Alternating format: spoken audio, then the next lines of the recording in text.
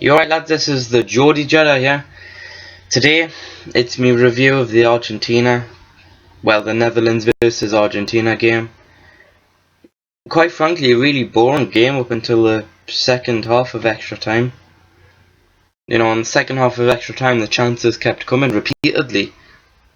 Not that anybody scored, but the chances kept coming repeatedly. It was a real shame nobody scored.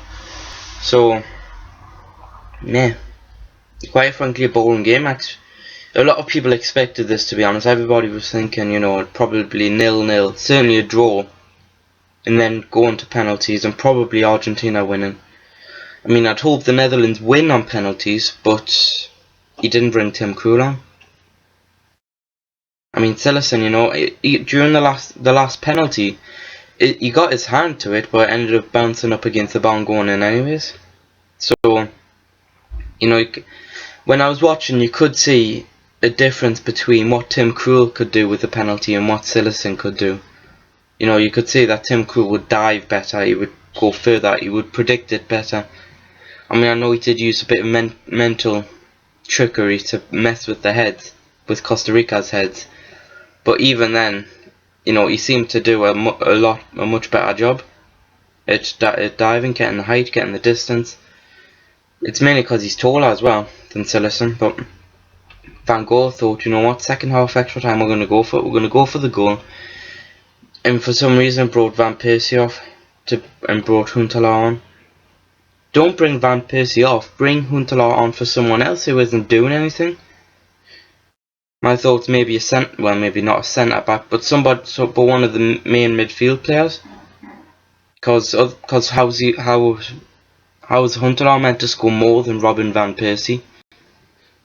I mean, these days I don't massively rate Robin Van Persie, but he's certainly a better player than Huntelaar, so he's even better at taking penalties than Huntelaar, so again, why?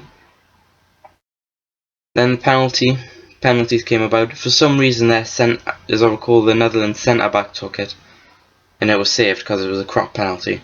In fairness, the Argentina goalkeeper was quite good actually. Not just during the match, but also during the penalties, he saved a couple. But it was idiocy. It was all because Louis van Gaal thought that Huntelaar could do a better job than Van Persie, and that Cillessen would be alright on penalties. He wasn't. Tim Krul would have done better. Anyways, it's a shame the Dutch didn't go through, because